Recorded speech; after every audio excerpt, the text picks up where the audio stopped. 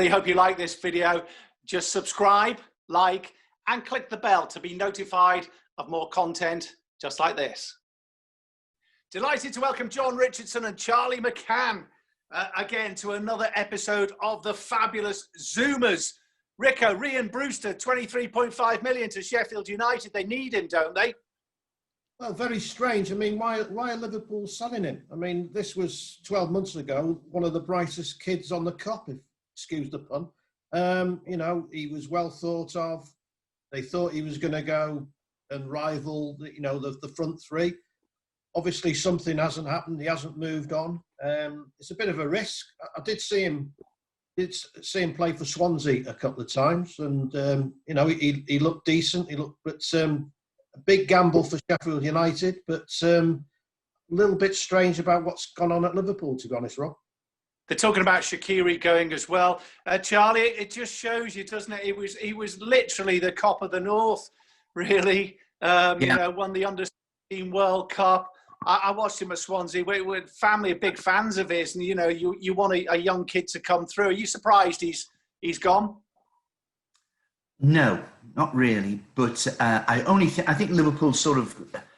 I mean, they'd probably, I think, like to have got rid of Divock Origi. I think he's past his sell-by date. He was, I thought, dreadful against Arsenal last night. But you remember, Origi, of course, had his time out on loan. That wasn't a success. Came back and, of course, Champions League winner, and he scored, you know, vital goals. But I am disappointed rather than, again, you know, he's somebody who I know that they nurtured and they thought a lot of, and whether they just thought at the end of the day, the offer, whether they said, look, anything in excess of such and such, thinking that Sheffield United, or at one stage it looked as if Crystal Palace were favourites to sign him, whether they said, right, okay, we've got our price for him, and if you go over that or you match that, and they've probably decided, because, you know, he scored, what, a goal every 2 games in the Championship. Let's not think he got 20 in 20. You know, not that Swansea were an outstanding side in the Championship, but all the talk coming back was that he looked very good. That's disappointing. I'm less surprised, I would imagine, that Moise Kean has left Everton, talking of young strikers, because I've been underwhelmed with his performances, and I think he's wanted to go back to Italy. I don't think, you know, I think that is a more sensible move for both parties. Sheffield United, of course, haven't scored. I think McBurney, there is a striker in McBurney trying to get out. I do think, you know, with respect to the guys, McGoldrick or Billy Sharp, etc., maybe they're not. And Brewster and McBurney, yeah, I think they'd probably, you know, score goals. Sheffield United won't go down, but of course, you know, they play Arsenal at the weekend as well, and you know, they are looking for, you know, for goals. That you don't have to be Einstein to work out where their problems have been so far this term. Last one on Rhian Brewster, Rico. I mean, going back, I spoke to Ian Rush when he moved from Liverpool to Leeds, and George Graham was playing him on the right side of midfield, and people were wondering why he wasn't scoring goals. And he said, at Liverpool, I used to get 5 gilt-edged chances a game. You know, at Leeds, I'm not getting 1. It'll be the same with Rhian Brewster. I just would have loved to see Rhian Brewster in that Liverpool forward line, you know, with all the chances they create. It's a different kettle of fish now going to Sheffield United. It's funny you say that, Rob, because I was talking to Rory Delap this week about Liam Delap, you know, who's at Manchester City, you know, the 17-year-old who's got a bit of a chance. You know, Rory, the long throw expert, and his son suddenly hasn't taken a throw in since he was 10 because he. I was just going to say, do you know the one question nobody's asked him? Well, certainly I've not seen it. Was at the end of you've got to say, by the way, do you throw it like your dad? It's got to be. I obviously did to Rory. And Rory said to me, he said, oh, he took a long throw when he was playing for the under-10s. And this parent said, oh, you're going to ruin the game, son. And that scared him off. Never taken it since. But anyway, back to that. Rory was saying that obviously Liam has scored goals for fun, you know, in the youth teams. And he said what you said, Rob. He said, well, in that sphere, you get 4 or 5 chances a game. But when you jump up into the Premier League, you probably get 1 or 2, and that's where you've got to take them. Now, that's a very good point you made. Maybe Rhian Brewster, you know, in the Premier League, can't be relied to take those 1 or 2 chances, whereas in the Championship he gets 4 or 5. But anyway, we'll see with Sheffield United. But I've touched on it again. It's like a stuck record, this. But I think there's a little bit of a financial problem at Liverpool. I think this is a case of also trying to balance the books, you know. And I think that's the same with Shaqiri. I do feel that Fenway Sports, whatever, are running it as a business and a successful business. Obviously, nobody can argue with what's happened. But I do think that there's not a hell of a lot of spare cash there. And I think that Harry Wilson falls into the same category because they're looking to sell him as well, which is, again, is a bit of a surprise because you thought a club of Liverpool's size and stature could be able to keep both those players on the payroll. But I think there's a bit of that as well. Yeah, it's interesting you say that. I mean, I for better or for worse, if you've got Shaqiri, I mean, he seems to me to bring to Liverpool some, maybe Diogo Jota will bring it, just a little bit of craft in the midfield, of similar types of players. I mean, it's not quite, if we could keep Andy Carroll as a sub, we would. But, you know, Shaqiri just, for what he is, and you'd think a team as big as Liverpool might, and a Rhian Brewster as well. I think you may be onto something, Rico. Yeah, but also on the Shaqiri situation, I think there's a little bit of him in that as well. He's desperate to play, and he obviously doesn't think he's getting enough games. So I think that might be a bit of a different issue. But generally speaking, you analyse the buying and the selling, and it's fairly well balanced, you know. And hey, it's good business. I'm not, but nobody's come out and said, "Oh yeah, that's what we're doing." You know, it's. I think it's been swept under the carpet a little bit, and maybe as journalists we haven't really, you know, managed to crack it. Talking of unbelievable strikers, talking of unbelievable strikers, there's only one name on everyone's lips: Dominic Calvert-Lewin. Everton, we'll say they're top of the league. Charlie McCann, are you believing yet? Yes. Oh, you look at that sceptical. I've been here for the last 50 years before, but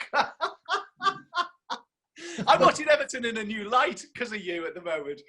But I mean, has it come back? Has it come back to bite them somewhat? The strength of the side they played, of course, against West Ham midweek, with Allen, who has absolutely been pivotal.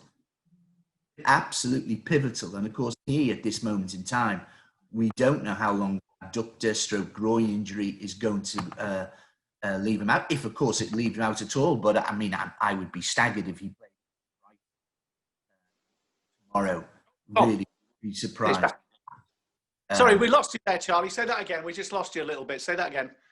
I would be surprised if Allen played against Brighton tomorrow. And of course, Brighton, I think, are, you know, they really should have got a draw against Chelsea. They should have beaten Manchester United last weekend. And of course, sandwich in the middle, they took, you know, shut your ears for a bit, John. They took Newcastle to the at St James Park. Again, this is another test. But I've been banging on about this centre forward for 4 or 5 years, and eventually, you know, that there is a Graham Sharp in there, that this guy has got not just a leap, can hold the ball up.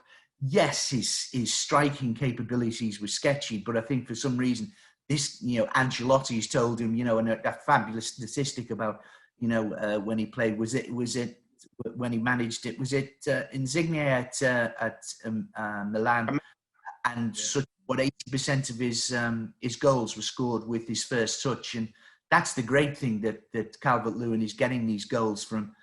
You know, I mean, apart from his wonderful header against Spurs, the vast majority of them have been inside the 6-yard box. But you know, Allen is pivotal to that Everton team, and although it was nice to see Delph not only play a full 90 minutes, but actually play with a bit of oomph about him as well midweek, but.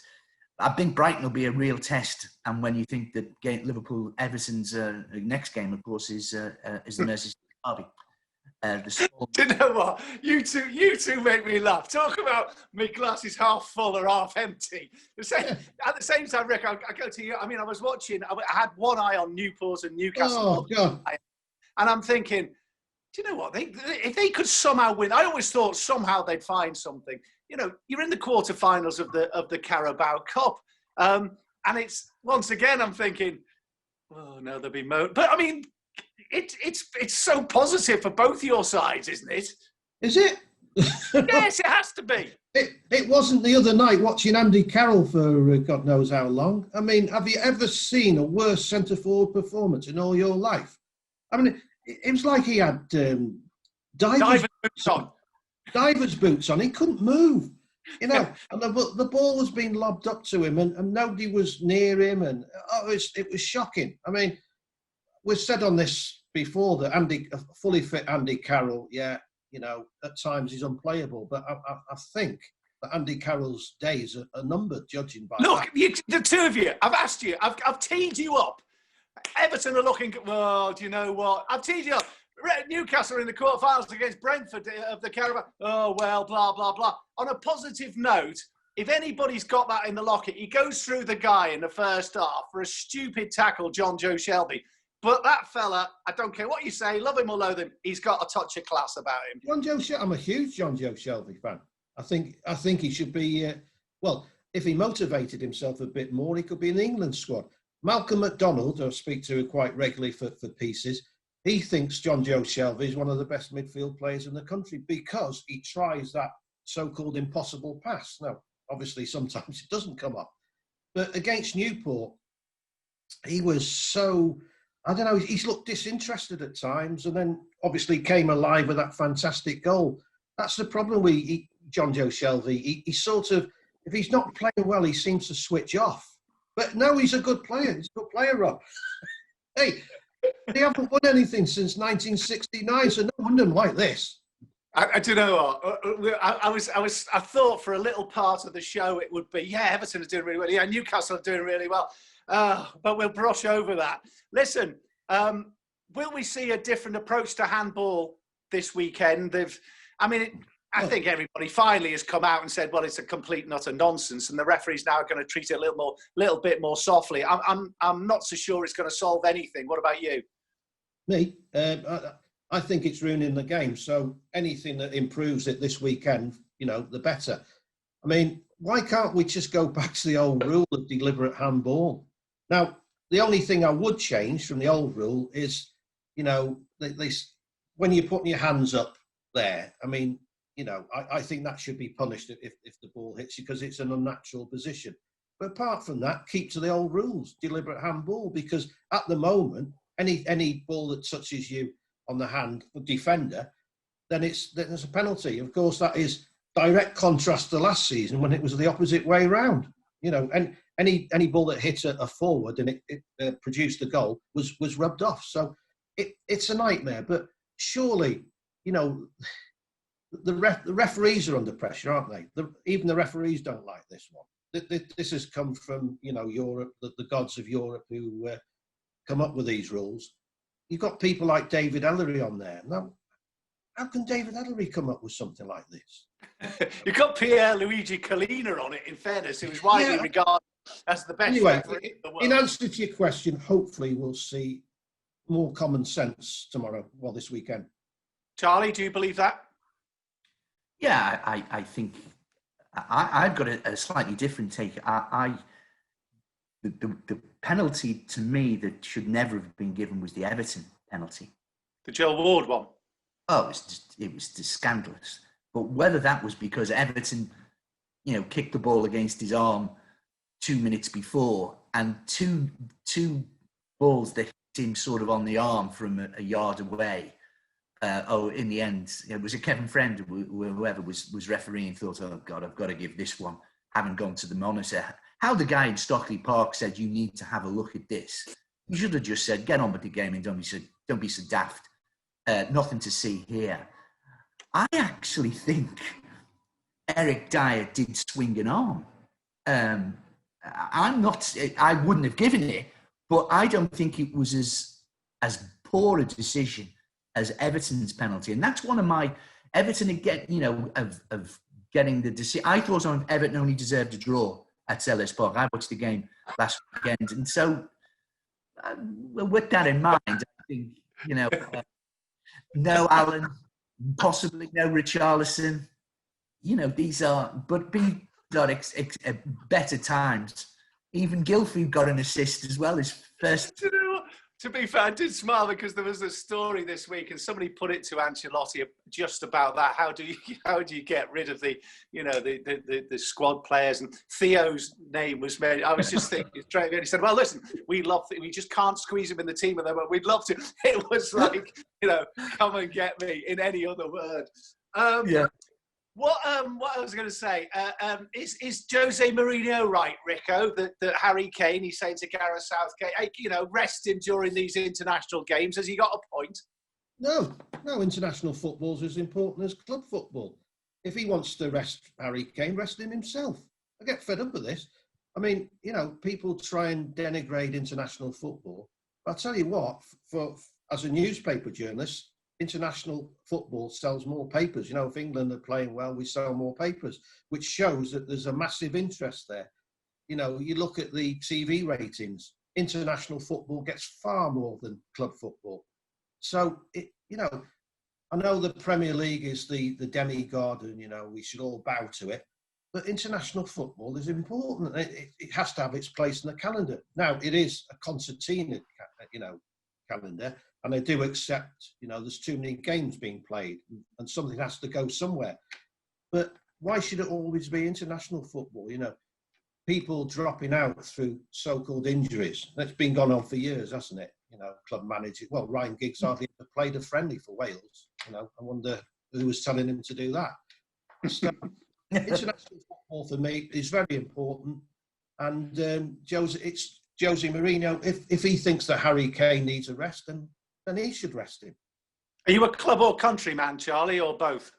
I'd agree with John's sentiments there. I mean, why was Harry Kane sort of brought on against sort of Chelsea? I mean, if he wants to sort of rest him, why was he on the pitch when he scored a hat trick and things like that last night and things when the game was already won? At the same time, I think friendlies I would like to see Marcus Rashford probably play down the middle for England. Just in case, what are we going to do without Kane if something happens to him next summer? I'd like to see Dominic Calvert-Lewin. I'd like to see Dominic Calvert-Lewin, get. But this is our captain. This is England's captain, and Gareth Southgate's made him captain. He is the pivotal point of the team. So of course he's got to, whether he starts all the games in this. But I mean, it shouldn't be up to Jose Mourinho to dictate. And I'd have to say, under normal circumstances, as you say, you might, who's to say that this weekend's game, we may not get a raft of injuries as well and things like that, and people coming out of the squads. And this is not just England's team. This, of course, is with that, I know some Liverpool people are expecting sort of, that they're not happy about, somewhere where their players are going this international break. And of course, when they come back, and of course they've got a big game when they return and things like that. So it's not just England, of course. But as you say, I go back to the time when Alan Hansen never played for, when he was left out of Scotland's team. And what Alan and other people fail to remember is that, of course, Alan and his mate used to sometimes miss, Scotland games and then make themselves available for Liverpool the following weekend and things like that. And I'm sure when Sir Alex Ferguson picked his squad, when he picked Miller and McLeish, that this might have had something to do with it as well. It has been going on for 30, 40 years or something. But Mourinho, the England manager should pick who he wants, and he will. But at the same time, I'd like to think that Dominic Calvert-Lewin's not there to put the cones out. If Merseyside is top dog at the moment, where's Manchester, Rico? And did you see that Leicester defeat coming at all? Well, my feelings about Pep Guardiola. I don't bow down to him like most of my colleagues.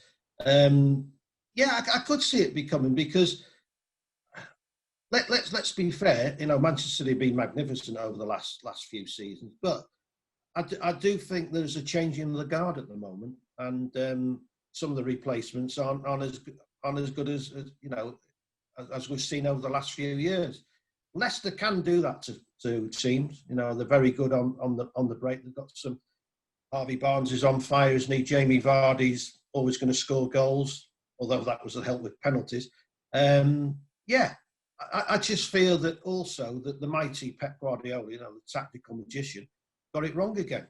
He brought off Fernandinho and put on the lad we were talking about, and that weakened the midfield.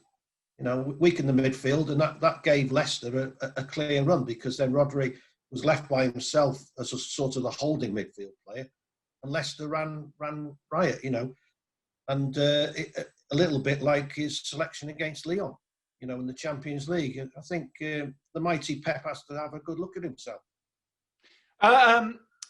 They're after a left back. They both said they're after a left back. How many left back? What is the collective down for left backs? How many have they got? Oh, no. It's like when you see Arsenal linked with a central defender. I mean, how many central defenders do you need? I mean, at Manchester City, they've got at least I can think of 5, just the top of my head. Yeah, ridiculous. I tell you what, they do need. They need a replacement for Sergio Aguero. That's what they need. Eventual replacement, because I think they're weak. Through the middle. Yeah, it is amazing, isn't it, when Jesus is out? We talked about Delap as well. Just Rico, will Man United finally sign anybody? Well, I hope they sign Jadon Sancho, because he's hopeless. If they want to waste 100 million, go and waste 100 million. I get worried when they go out off after decent players like Dembele at Barcelona. Players like that. I think, he's a decent player. No, go and waste 100 million on Jadon Sancho. That'll do me.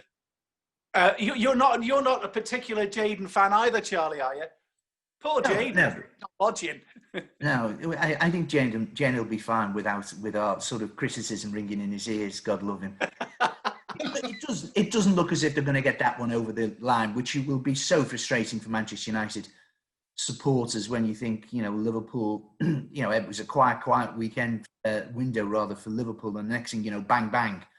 And they've got one fella who's going to probably be, I think, the signing of the summer, and Diego Jota, who, that's one of the reasons they're able to get rid of Brewster. I would imagine he would be able to fit in, if not in the central centre forward position, certainly on the left, and then you would be able to put Mane down the middle, or would you be able to juggle those three? But this has been really frustrating for Manchester United.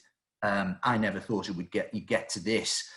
Will they, if they've had what was it, 100 million euros turned down, where do you go from this? But it was interesting listening to Sky Television this week, and Sky Television sent a reporter over to Dortmund, and Sky Germany said, "What are you doing here?" And he said, "Well, Jadon Sancho." And he said, "No, that ship sailed. He's going nowhere. Don't kid yourself. He is going nowhere." And he went, "Oh, and so he's probably on the in the beer kellers of Dortmund having a great time." There's nothing to report here. But this will be frustrating for United. This really will. This isn't good enough for a team of you buy it from a position of strength. That, my thoughts. I never thought he was good enough. And even Dan will be patrolling the wing in reserve like a caged lion on the bench as well. To me, he was just a little bit up from Dan James, who, God love him, he can run fast and that's it. I've got to say, I was watching Callum Hudson-Odoi with interest, and once again he's linked with Bayern Munich on loan. Rico, how long will it be before Frank Lampard settles on a settled team at Chelsea? Well, he's got to, hasn't he? Because let's be fair, he had a free hit last season, Frank. Definitely not this season. He's got to produce, and I think Charlie mentioned it last week. They've got so many players, and they haven't got a settled side. And that's the problem. I was a little bit surprised that Ross Barkley was allowed to leave, but don't get me on the loan system. That I'll be going all night, because I just think it's wrong for one Premier League team, to be able to loan to another, the richest league in the world, so called, and the integrity goes as well. But Chelsea need a settled side. I think Timo Werner is an excellent signing. I still think that Jurgen Klopp is disappointed he missed out on him, because Werner looks like he scores goals. He can sort of play from the left, or he can play through the centre. But in answer to your question, yeah, they have got to get a settled side, but there's a good start. I don't know how good this goalkeeper is, from Rennes. That's going to be vital as well, because that's been a weakness. And also, Thiago Silva didn't have the best of starts, did he? I was, praising him the other week, but he's certainly got to hit the ground running. Yeah, they've got to have a settled side, because Roman Abramovich will expect them to be up there competing for the title. You were at Burnley Southampton at the weekend. What was that like? Burnley looking at, not disarray, that's the wrong word. They look like they're struggling. Sean looks like a caged lion, doesn't he? They're desperate for some new blood. I told them in the match report Burnley light, because they had 7 players out. Now, Burnley can't afford to have 7 players out. And Sean Dyche, have a good relationship with, he's desperate for new signings. They're in for Harry Wilson. They're desperate to get him over the line. Also, they've got Tarkowski, who wants to leave. He won't go to Leicester now, because they've just signed for Farner. But West Ham are still knocking on the door. So they've got an unsettled player there. He needs help in the transfer market. He needs an injection of new blood in the next few days, because otherwise I fear that Burnley are going to be in a spot of relegation trouble, Rob. Where are you the weekend, Rico? Charlie will be pleased to know I'm at Goodison Park tomorrow. Charlie, do you fancy your boys? I know you are the most negative Everton. Well, you're not actually. You're just in a collection of negative Everton fans. But at the same time, do you fancy your boys? I think this is a good Brighton team. I think it'll be a good game. I would be happy if they're a pretty team. I love watching Brighton, but aren't they just a bit pretty? Well, if you hit the woodwork against Manchester United 5 times, you're a bit more than pretty. Now that's not fair. You tell Steve Bruce if Brighton are pretty. Brighton they're not pretty. They're definitely not pretty. Not as Brucey. They're a good team. Do I think Everton will win? I've just written about it. I wrote it yesterday about the game, and I thought it would finish 1-1. But again, that was straight on the back of the news that Allen and possibly Richarlison would not be fit. Interesting one for you as well. I'd be interested in your thoughts, John Rob, on Ben Godfrey going to Everton. And if we're talking about Everton, with a collective noun for left backs, Everton will then have Yerry Mina, Michael Keane, Mason Holgate, Luca Dean, who we now know can play in the centre, and now possibly Ben Godfrey, 22-year-old, has a bit about him, has a bit of pace. I think that's going to go ahead. From what I've heard, that he'll be at Goodison by the end of the transfer window. Bearing in mind, you've got a friend who actually didn't play, having bigged him up on Nkunku as well, playing down that left-hand side as well. Rico, I thought he was very good again against West Ham. I thought Nkunku was very good. Very good. Yeah. Rico, any other news that we should expect, or that you've got up your sleeve that you can tell us before you write it? The big news is that, we're talking about these huge transfer fees, and, the National League, which begins this week, is in trouble. There's going to be a bit of a bailout. But a good story which has gone under the radar is that a lot of these National League, lower clubs, are going to pull out the FA Cup, because it's the FA Cup second qualifying round this weekend. Because if those players played in that, then it would trigger the contracts for the season. Right. At the time, they didn't know whether the season was going to go ahead. And obviously there's going to be no fans. So some clubs have got contracts, got the player contracts written into it. If there's another halt, then they don't get paid, which is terrible news for the players, but at least it safeguards the club. So, we're talking about these stupid, monstrous fees, and yet down the food chain, football is really struggling. Do you know my first point, when I write down a few points, unbelievably, when we come on here, my first one should there be a bailout of the EFL and the clubs below by the Premier League? I know it's not quite as simple as that, but when you're talking about 100 million for Jadon Sancho, when you're looking at 70s for Kai Havertz and et cetera, and not just League One and League Two, but Championship clubs for whatever reason. We could see a bloodbath here, couldn't we? Yeah, well, there is, Rod. There will be, and there's going to be a lot of clubs going in the next few months if this continues like this. So, the government are supposed to be coming to the rescue of the local clubs. We know that in the next few days, but it's a difficult one. The Premier League obviously don't want that money to just go to Championship clubs who might be spending on transfers. Yes. So it's very difficult. How do you police it? And the Premier League are trying to put their oar in and say, you can't do this, you can't do that. I wouldn't like to have to try and sort that out. But in answer to the question, lower down the food chain, money is desperately needed. It's got to come from somewhere. Otherwise, we won't have 92 Football League clubs for much longer. Charlie, just changing tack to finish with, I did an interview with a Gloucester cricketer called Ian Cobain this week. He's arguably the leading run scorer in the Vitality Blast. He calls you Uncle Charlie because you're great mates with his dad and have grown up with his dad. And he's a mad Evertonian as well. I was absolutely thrilled that I didn't put the McCaffrey curse on him because Gloucester, having said the weather is going to be awful, but Gloucester are through and he scored 30 not out and Gloucester are through to the finals day this weekend.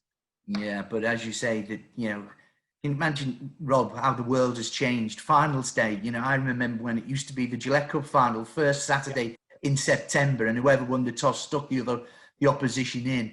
Now it's the first Saturday in October. It's almost amazing. It's the autumn, and yet we're still playing domestic cricket. And I obviously I've seen Ian grow up, at Wadham Road Bootle and playing. And when he was, and in those days, a sort of an opening batsman who not saying he couldn't get her off the square, but he was a genuine opening batsman. And now, of course, he is a T20 specialist, fantastic fielder, which people goes under the radar as well. But a wonder and a great. Well, obviously, he's my godson, so I'm completely. It's a great story, though, as well, isn't it? I mean, I spoke to him and said, and it is a fascinating story that it's only because it's Ian Cobain, he's not playing in the Big Bash, the IPL, the Caribbean Premier League. Okay, COVID aside, but anyway, I just hope the sun shines for him and the sun shines on the tournament itself on finals day because the weather is looking a bit miz. It is, isn't it? But as you say, let good luck to everybody, at Gloucester, and let's, as you say, let's hope it doesn't become 3-4 over games or outs and all that.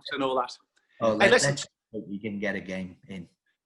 Charlie, thanks a lot as always, mate. Great to see you. Rico, thanks a lot. Enjoy the weekend. We'll do it all again next week. Thanks, boys. See you, lads.